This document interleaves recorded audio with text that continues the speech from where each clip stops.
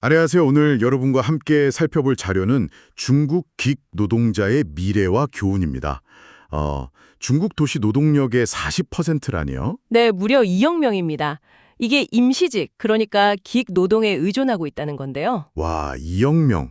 그 숫자부터가 정말 놀랍네요. 마치 그 자료 속 이미지처럼 젊은 노동자들이 거대한 공간 속에서 불안정하게 떠다니는 모습이 상상됩니다. 그렇죠. 그만큼 불안정한 상황이라는 걸 상징적으로 보여주는 것 같아요. 그래서 오늘 저희는 이 중국의 거대한 긱경제가 어떻게 형성됐는지, 또 노동자들의 삶에 어떤 영향을 미치는지 좀 자세히 보려고 합니다. 네, 그리고 이게 세계 노동시장, 특히 여러분이 계신 사회의 미래에 어떤 시사점을 던져주는지 그 핵심을 명확하게 짚어보는 게 오늘 저희 목표입니다. 좋습니다. 그럼 바로 시작해보죠. 과연 이 2억 명의 긱 노동자들이 미래의 노동시장을 어떻게 바꾸게 될까요? 일단 규모부터가 상상을 초월하죠. 네, 자료 보니까 8,400만 명이 플랫폼 기반 일자리에 의존하고 있고, 제가 특히 좀 놀랐던 건 제조업 분야예요. 아, 제조업까지요? 네, 제조업 노동력의 3분의 1, 약 4천만 명이 임시직이라는 거예요. 이게 미국 전체 제조업 노동자 수의 3배가 넘는다고 하니 와, 규모가 정말. 그렇죠. 도대체 왜 이렇게까지 커졌을까? 그 배경이 사실 흥미로운데요. 어떤 배경인가요? 여러 요인이 있는데 일단 기업 입장에서는 시장 변화에 맞춰서 인력을 좀 유연하게 조절하고 싶어 했고요. 아, 인력 유연성 확보 차원에서요? 네. 그리고 기술 발전, 특히 스마트폰 앱 같은 것들이나 자동화 기술이 뭐랄까 특별한 경험이 없는 사람도 쉽게 일할 수 있는 환경을 만들었죠. 예, 그렇군요. 기술적인 요인도 크네요. 네. 또 일부 노동자들은 오히려 공장의 단조로운 일보다 자유롭게 일하면서 더 높은 수입을 얻는 걸 선호하기도 하고요. 수입이 더 높다고요? 네.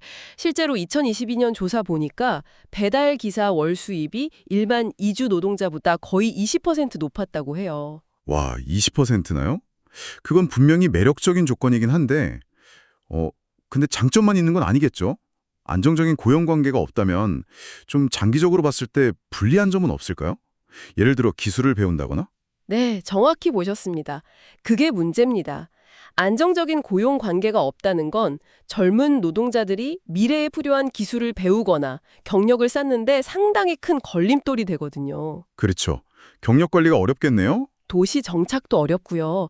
특히 중국에는 그 호구 제도라는 게 있잖아요. 아, 네. 도시거주 허가 같은 거요? 네, 이게 안정적인 고용 증명이 없으면 교육이나 의료 같은 도시의 공공 서비스 접근 자체를 제한해 버립니다. 아, 그럼 도시에서 살기가 정말 힘들어지겠네요? 맞습니다.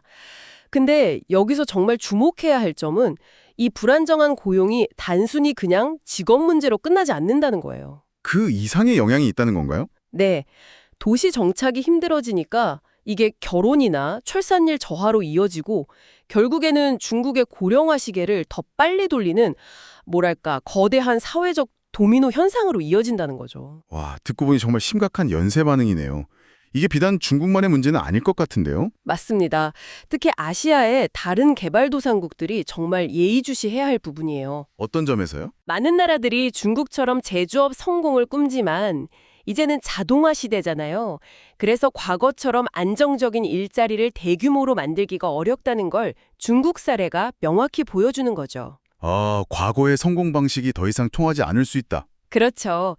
실제로 인도네시아에서는 오토바이 택시 긱 노동자가 시위 중에 장갑차에 치여 숨지는 안타까운 일이 있었는데 그 후에 폭력 시위로 번지기도 했거든요. 아, 그런 일이 있었군요. 네, 이런 사건들이 보여주는 게 결국 젊은이들에게 좋은 일자리가 부족하다는 불만이 사회 전체의 불안으로 이어질 수 있다는 겁니다.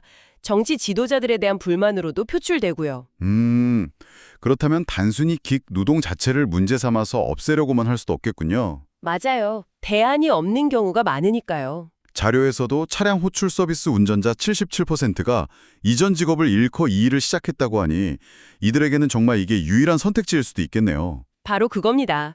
그래서 핵심은 뭐랄까 사회적 계약 자체를 다시 생각해야 한다는 거예요. 사회적 계약의 재설계, 좀 더 설명해 주시겠어요? 네, 그러니까 이 긱 노동이라는 새로운 현상을 기존의 낡은 제도 틀에 억지로 끼워 맞추려고 할 게 아니라 이 새로운 현실에 맞는 제도를 아예 새롭게 설계해야 한다는 거죠. 새로운 판을 짜야 한다는 말씀이시군요. 그렇습니다.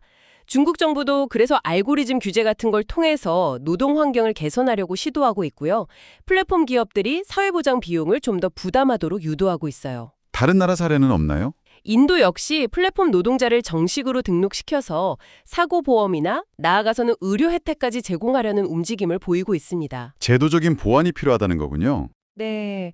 더 나아가서는 연금 제도를 개인이 낸 만큼 돌려받도록 좀 더 유연하게 만들거나 아니면 기업의 정규직 고용 부담을 좀 줄여줘서 상대적으로 긴 노동자를 고용할 요인을 낮추는 방안 같은 것도 생각해 볼 수 있겠죠. 결국 중국의 기경제는 뭐랄까 미래 노동 환경에 대한 거대한 실험실 같은 느낌이네요. 그렇죠. 하나의 거대한 실험이 진행 중인 셈이죠. 기술 발전과 경제 구조 변화가 만들어낸 이 새로운 노동 형태는 분명 편리함과 유연성이라는 장점도 있지만 그 이면에는 깊은 불안정성이라는 숙제를 안고 있는 거고요. 맞습니다. 중요한 건 이 변화를 외면하거나 억지로 누르려고만 할 게 아니라 어떻게 하면 노동자들과 사회 모두에게 더 나은 방향으로 이끌어갈 수 있을지 다 같이 지혜를 모으는 것이겠네요. 그렇습니다. 특히 부유해지기 전에 늙어가는 사회가 될 위험에 처한 나라들이 많잖아요. 이런 나라들에게는 이 불안정한 상태에 놓인 수많은 젊은 노동자들이 안정적으로 미래를 준비할 수 있도록 돕는 것이 더 이상 미룰 수 없는 정말 시급한 과제입니다. 네, 정말 그렇네요. 그래서 여러분께도 한번 질문을 던져보고 싶습니다. 여러분이 살고 계신 사회는 이 거대한 변화의 물결에 어떻게 대비하고 있나요? 우리 사회에 필요한 긴 노동자들을 위한 더 나은 사회적 안전망은 과연 어떤 모습이어야 할까요? 이 질문을 한번 마음속에 품고 깊이 고민해 보시는 건 어떨까 싶습니다.